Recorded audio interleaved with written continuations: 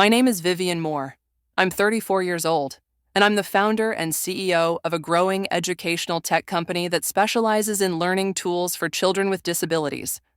It's not glamorous. It doesn't come with black-tie galas or shiny magazine features. But it matters. And I built it with my own hands. I didn't come from prestige. I grew up in a quiet suburb of Houston, Texas middle class, modest, unremarkable. My parents worked hard just to keep the lights on. We never owned anything new, and Sunday dinners were usually microwaved leftovers, not steak and red wine. But we had love. We had honesty. We had enough. 3 years ago, I married Ethan Roth, the only son of the Roth family, a lineage of lawyers so deeply embedded in Boston's elite that they have buildings named after them. When I first met him, Ethan told me he admired how self-made I was, said it was refreshing, but in hindsight, I realize he said it with the same tone one uses when admiring street performers entertained, impressed, but never equal. Tonight, his family is celebrating the 100th anniversary of Roth & Roth LLP at the Roth Grand Hall, a private ballroom located inside their family-owned luxury hotel. It's the kind of venue that's booked years in advance, unless your last name is carved into the marble wall. I wore my best navy dress, heels I bought from a secondhand boutique in Brooklyn, and a quiet sort of hope that maybe, just maybe, they'd see me this time. Not as an outsider, not as an embarrassment, but as a wife, as family. I walked up the steps, nodding politely at the guests around me, and pushed open the towering brass doors. "Excuse me, ma'am," a security guard said, stepping in front of me. "May I have your name, Vivian Moore?" I answered, trying to hide the slight quiver in my voice. "I'm here for the Roth anniversary dinner." He checked his tablet, scrolling, his brow furrowed. "I'm sorry, you're not on the guest list. There must be a mistake," I said quickly. "My husband, Ethan Roth, he's inside. I'm his wife." The man looked up again, apologetic but firm. "I understand, ma'am, but this is a private, family-only event. If your name's not listed, I can't let you through." I stood there for a second, the world shrinking around me, heat crawling up my neck. People began filing in behind me, glancing, whispering. Was this a mistake? Did Ethan forget? No, not forget. He chose. He didn't put my name on the list. In that moment, surrounded by glinting chandeliers and people who would never see me as more than a footnote, a question surfaced so sharply it nearly cut me. Who am I in their eyes? And suddenly, I realized I wasn't supposed to be seen at all. I wasn't supposed to be seen at all. That truth clung to me like perfume in the air, unshakable, lingering, bitter. I pulled out my phone and dialed Ethan. Once, twice, straight to voicemail. I sent a text, "I'm at the entrance. They say I'm not on the list. Where are you?" A minute passed. No reply. I was still staring at the screen when I heard the hush of expensive fabric and calculated heels descending the marble staircase behind me. I looked up and there she was, Lenora Roth, in all her curated perfection. A floor-length silver gown hugged her frame, pearls like frost around her neck, a glass of champagne already poised in her hand. At her side, not trailing behind, not in the background, but standing with her, was Ethan, my husband. And he wasn't alone. He was holding the hand of Clarice Vale. Clarice, the daughter of federal Judge Raymond Vale. Ivy League educated, speaks fluent French, plays cello at charity galas, and more importantly, once engaged to Ethan Roth, until he broke it off, or so he'd told me. I felt something cave in my chest, like the slow collapse of an old structure too tired to hold itself up anymore. Vivian Lenora's voice sliced through the air like a smile with teeth. "Oh, darling, I didn't expect you'd actually come." I opened my mouth, but nothing coherent came out. Not yet. I looked at Ethan, at the way his fingers still laced with Clarice's. He didn't look surprised to see me, just inconvenienced. I wasn't on the guest list. I said, voice tight, "Apparently." Lenora tilted her head with mock concern. Well, yes. This is a family event, a sweetheart, and we thought you might be busy. These things can be a bit overwhelming for someone not used to tradition. Clarice smiled, soft and vague, the kind of smile people wear at funerals. Ethan still said nothing. Not even a twitch of apology crossed his features. I took a deep breath, straightened my shoulders. I'm Ethan's wife. This is my family. Lenora's laugh was low, amused. Legally, perhaps. Emotionally, spiritually. She sipped her champagne. It's different, dear. Not everyone fits. People were watching now. A few heads turned. I recognized a senator's wife near the entrance, glancing between me and Lenora with barely concealed glee. Humiliation didn't come in waves tonight. It came like a slap. I belong here, I said evenly, louder now. And yet, Lenora replied, her smile widening. You're still standing on the outside. Clarice leaned toward Ethan and whispered something into his ear. He gave the faintest nod, like a wind-up toy agreeing to its instructions. I took a step forward, but a hand brushed against my elbow. The security guard. Again. I'm going to have to ask you to step aside. Ma'am, the entrance needs to remain clear. I stared at Ethan one last time. You really let them do this. He didn't meet my eyes. Instead, he looked at the champagne in Lenora's glass as if it held the answer to his spine. That was when I realized something worse than betrayal. He wasn't just allowing this. He agreed with it, not in words, but in absence. I stepped aside. I didn't argue. I didn't cry. I pulled out my phone again. But this time, I wasn't texting Ethan. I scrolled through my contacts and tapped on a name I hadn't used in over a year. Frederick Langley, I said into the phone as it rang. This is Vivian Moore. I'm standing outside the Roth Grand Hall. Would you happen to be in the building tonight? The voice on the other end lit up instantly. Vivian. What a surprise. I'm in the lounge, give me 3 minutes.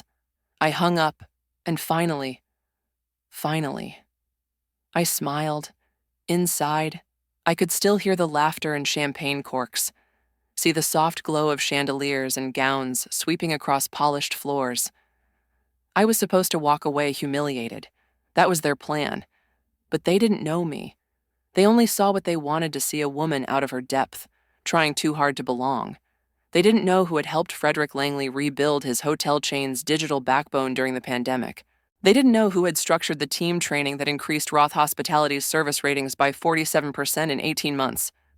They didn't know that while they were sipping champagne and posing for family portraits. I had built something real. They never asked who I was before I became Ethan's wife. But they were about to find out. And not because I was going to shout it, because someone who mattered, a man they respected, was going to say it for me. They never asked who I was before I became Ethan's wife. But they were about to find out, not from me, but from someone whose word they couldn't ignore. The moment Frederick Langley stepped into the marble foyer, the energy shifted. He cut through the tension like a gust of wind, tall and assured in his navy 3-piece suit, his silver-streaked hair immaculately groomed, his voice carried before he even reached me. Vivian Moore, I was told you were in New York this weekend. What a surprise. Lenora turned, her expression freezing mid-smirk. Clarice's grip on Ethan's arm loosened ever so slightly. Ethan's brows furrowed. I smiled, not the forced, polite smile they were used to, but something softer, calmer. Change of plans, I said, felt like coming home. Frederick strode up and took both my hands, his warmth unmistakable. You should have told me you were coming. I'd have had a table ready with your name in gold. I tilted my head slightly and glanced at Lenora. I wasn't exactly expected. Frederick's gaze followed mine. His eyes lingered a moment on Ethan and then shifted to Clarice, then back to Lenora, measuring, assessing. And then, with the grace of a man who'd spent decades managing billionaires and their egos, he turned back to me with a crisp nod. Let's fix that, he said. Lenora cleared her throat. Mr. Langley Frederick, This is a private family event. We've kept the guest list intimate for a reason. He didn't flinch. I understand. Mrs. Roth. But Vivian Moore isn't just a guest. She's part of this hotel's history. Ethan blinked.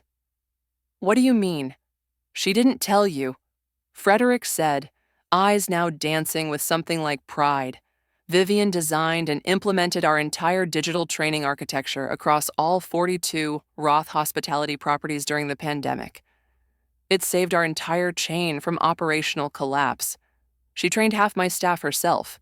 Without her, we wouldn't be standing in this lobby. A silence fell across the room. The security guard looked like he wanted to disappear. Clarice's mouth parted slightly in disbelief. Lenora said nothing, though I could see the tips of her manicured fingers tightening around her glass stem. She did all that Ethan asked, the question not entirely directed at anyone. I met his gaze for the first time that evening. Yes, I did. Frederick clapped a hand on my shoulder and turned to the matron who had returned, clearly uncertain. Prepare a place at the head table for Ms. Moore. If necessary, adjust the seating arrangement. Lenora let out a breath that almost sounded like a scoff. Surely that's not necessary. We already have our table set, with all due respect. Frederick cut in, and his tone, though polite, left no room for argument. There is always room for someone whose contributions helped build this place. Lenora's face remained composed, but her jaw twitched. Ethan looked like someone who had just been handed a stranger's biography and told it belonged to his wife. I followed Frederick as he led me through the entrance. The guests parted instinctively, curious murmurs fluttering like moths behind us. Inside, chandeliers sparkled against the ceiling, and soft violin music played over the gentle hum of conversation. Waiters glided between tables with quiet elegance. At the long central table reserved for the Roth family and their closest guests, a space was cleared, and a new place setting was being added between Ethan and Clarice. I stopped. Frederick turned to me. Everything all right? I'd rather not sit next to them, I said softly. His eyes flicked to the table and back. Say the word. I looked beyond him to the right of the table, where the senior board members and a few respected guests of honor were seated. That table, I said, pointing, with the foreign investor and the university provost. I'd prefer that one. Frederick raised an eyebrow, then smiled. Better company, I agree. Lenora watched from across the room, her expression unreadable. The spot she'd tried to deny me had just been traded for one more prestigious, higher than her own. As I took my seat, I caught Ethan looking at me. It wasn't anger or disappointment I saw in his eyes. It was confusion, because for the first time in our marriage, he realized he didn't know me at all. The dinner hadn't even started yet, but I was already at the center of the room. And this time, not because they wanted to humiliate me, but because someone finally remembered exactly who I was. He looked at me like I had descended from another planet, like he was seeing a stranger wearing my face. You actually know, Frederick Ethan stammered, his voice barely above a whisper. I nodded, folding my napkin calmly over my lap. For years, Clarice, still trying to cling to composure, leaned slightly toward me, offering a smile that didn't reach her eyes. So, you work in hospitality? Then she asked, as if scrambling to fit me into a box that made sense to her. No, I replied, turning to face her fully. I built the operational system that keeps Roth Hospitality running. There's a difference. That wiped the smirk off her face faster than I expected. Across the table, Lenora took a long, measured sip from her wine glass. Her eyes didn't leave me, sharp and calculating. Interesting, she finally said, voice smooth as lacquered wood. I had the impression you ran a small online company. You know, something quaint. I let out a soft laugh and reached for my glass. That quaint company just closed an $8 million funding round with a Swiss investment firm. Her hand froze mid-air. For a brief second, I saw the flicker of doubt, the fracture in her confidence. The same look I used to wear when I stood outside doors they locked behind me. Tonight, that door had opened, and she hated it. There were 10 people at our table, the Roth partners, a couple of key donors, Clarice's father, a famous judge, and now me. I could feel the glances, the shift in dynamic. I wasn't the afterthought tonight. Impressive, Judge Barlow murmured from across the table. You built it yourself from scratch, I said. Mostly nights and weekends for the first 3 years. I didn't take a salary until the 4th. We've developed accessible learning software for children with disabilities, especially those underserved by traditional systems. His eyes lit up. My granddaughter's autistic. I'd love to get her school in touch with your platform. I smiled. Send me her details. I'll personally follow up. That was the moment the tide turned. One by one, the people at the table shifted toward me, not away. They began asking questions, genuine ones. What inspired the idea? What challenges had I faced raising capital as a woman founder? What were my goals for expansion? I answered easily, not with pride, but with earned confidence. And Ethan, he sat there, eyes darting from face to face, slowly realizing that for the first time in his carefully curated world, I was the one with gravity. Then, out of nowhere, Lenora chuckled. It was a cold, deliberate sound meant to pull attention back. All of this sounds very noble, she said, setting her wine glass down with a little too much force. But at the end of the day, Vivian, let's be honest, Ethan is the one paying the bills, isn't he? The table quieted. Clarice stiffened. Judge Barlow raised an eyebrow. Ethan's eyes widened, and he opened his mouth. But I cut in before he could. I'm sorry. What do you mean by that? I asked, keeping my voice level. Lenora leaned forward, her tone saccharine. Well, dear, I just mean that your boutique passion project, it's cute, but it's not like you need to work. Ethan supports you, financially. It was a statement loaded like a gun, meant to wound in front of witnesses. The final blow. The reminder of my place. I set my fork down. Is that what you think? I asked, gaze still fixed on her. That I play entrepreneur while Ethan funds the fantasy. She smiled. Isn't it true? I turned to Ethan. Maybe you should tell them. He froze. Vivian. No, I said quietly. Tell them. His lips parted, but no sound came out. His silence screamed.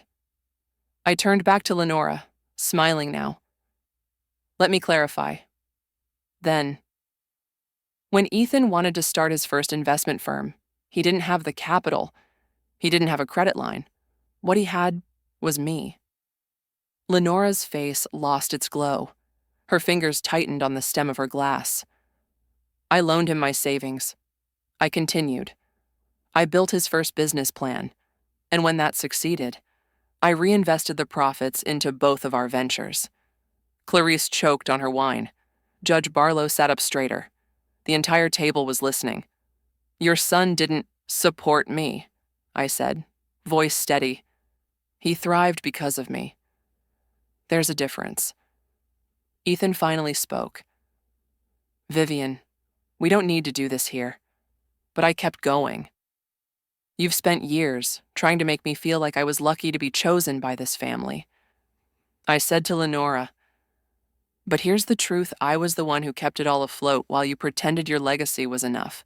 It was like cutting the air with a blade. She said nothing. No one did.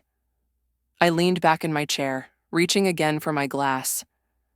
And now, I said calmly, you've insulted the wrong woman in front of the wrong crowd, because that's what this was.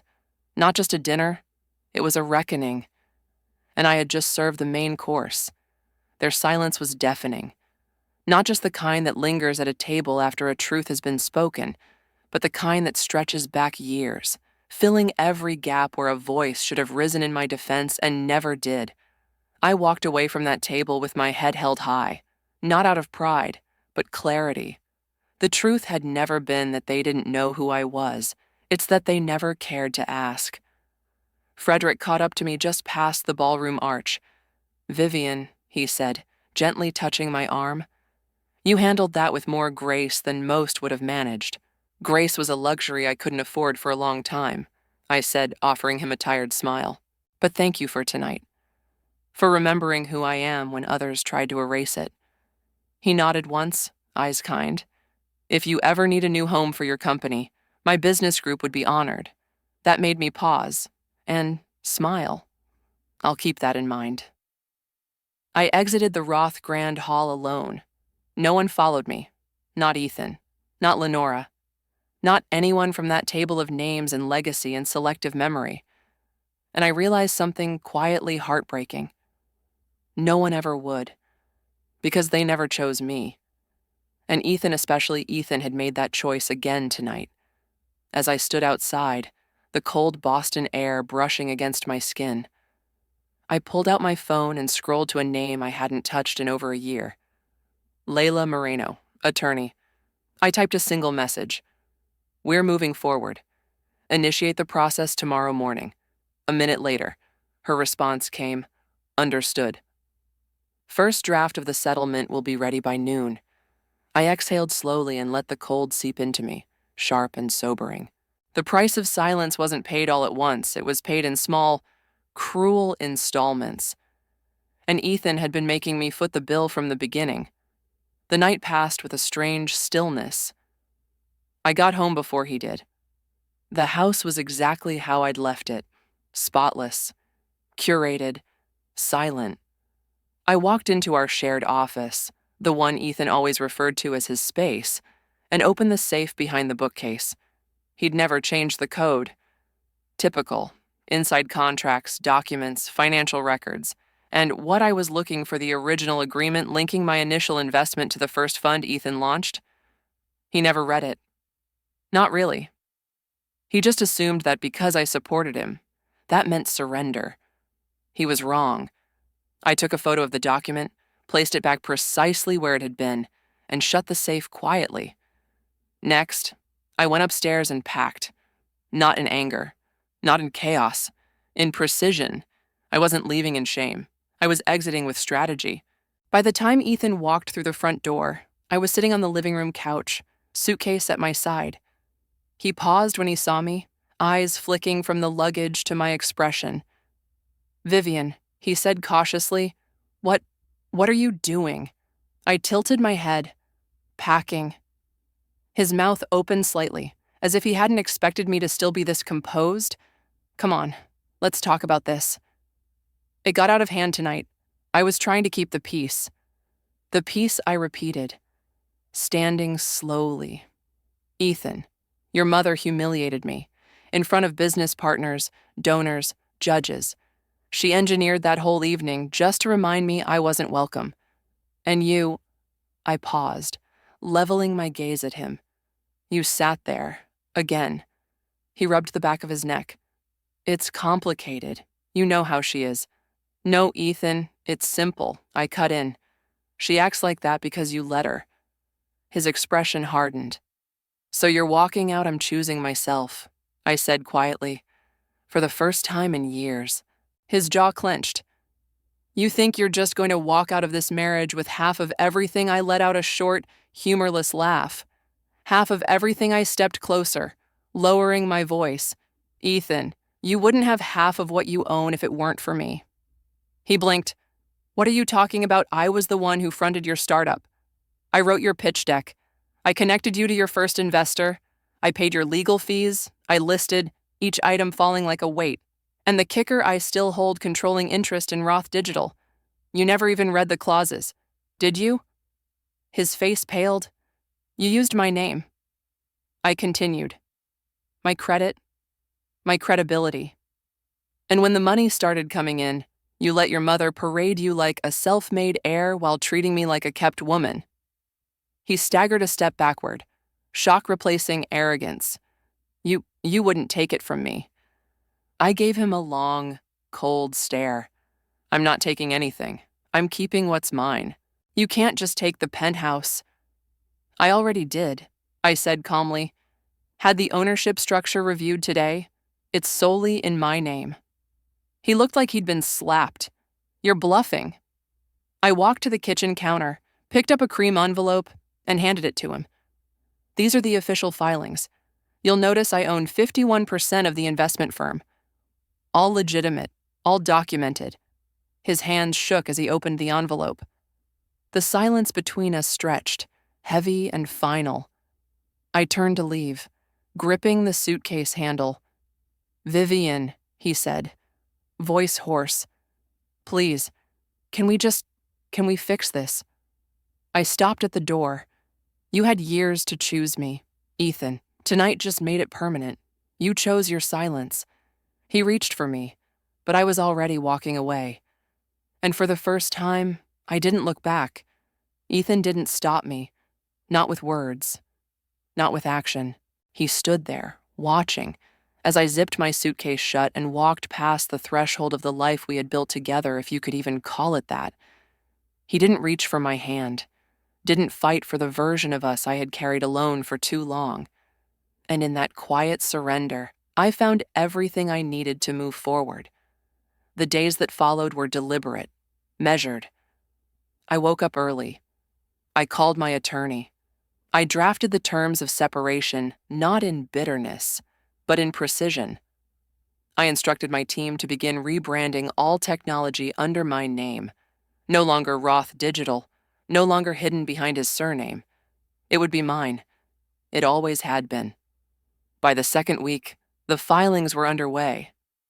Ethan's lawyers pushed back on the intellectual property ownership, briefly, until they were shown the original agreement's contracts bearing his signature, contracts drafted under my guidance, legally binding, unmistakably clear. I didn't need a judge to affirm what I already knew. The foundation of his empire was written in my code, paid for by my earnings, designed in my vision. By the third week, I had moved into my new office. It sat on the 22nd floor of a high-rise in downtown Boston, overlooking the Charles River. The walls were clean and minimal, with soft wood panels and tall glass windows that let the light pour in. There were no portraits of legacy, no gold plaques from borrowed prestige, just a space built for focus, for progress, for truth. And on the fourth week, I received the final confirmation. Subject divorce settlement. Finalized. Full transfer executed. I read it once, then again, not to understand it better, but to let the quiet satisfaction of closure settle in my bones. It was over. The firm, the property, the penthouse. Everything was now legally and irrevocably mine. No joint signatures, no shared title lines, just my name, Vivian Moore. I thought I'd feel triumph, vindication, some wild rush of power. But instead, what came was stillness, a soft, expansive stillness that had been denied to me for far too long. Later that day, I sat at the edge of the rooftop garden, an idea I'd included in the original building design but never had the chance to enjoy. The wind was crisp, rustling the ivy growing along the trellis. Below, the city moved on, unaware of the quiet revolution that had unfolded above it. My phone buzzed. It was Ethan. Ethan Roth. "Can we talk?" I didn't answer immediately. I read the message once, then placed the phone face down on the table. An hour later, it buzzed again. I don't know what to do. I looked out at the skyline. So many years I had waited for those words, for Ethan to be vulnerable, real, engaged. But now, stripped of everything he thought he controlled, he wasn't reaching out to rebuild anything. He was reaching out because he was lost without the structure I had carried for him, and I was no longer in the business of building for those who watched me break. I typed slowly. Me. That's not my problem anymore. Then I blocked his number. That evening, Lenora called from a private number. The voicemail was clipped, brittle with rage. "You ungrateful girl. This isn't how families handle things." I didn't bother to listen to the rest, because she had never seen me as family, not when I cooked their dinners, not when I sat through their stares at holidays, not even when I signed my name next to their son's on a mortgage they let him take credit for.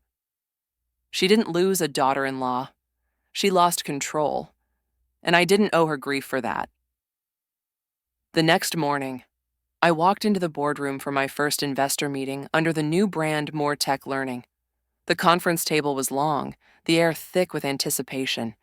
These weren't people who knew my past.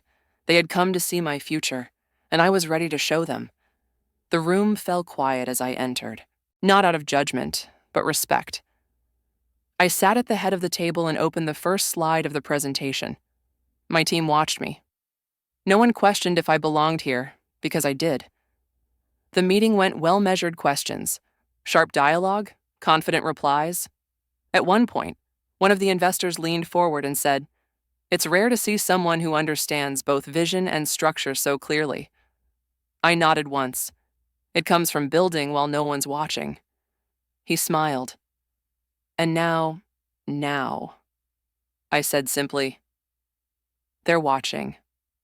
When the meeting ended, I didn't linger. I stood, gathered my materials, and walked back into the hallway. The doors clicked shut behind me, not with finality, but with assurance.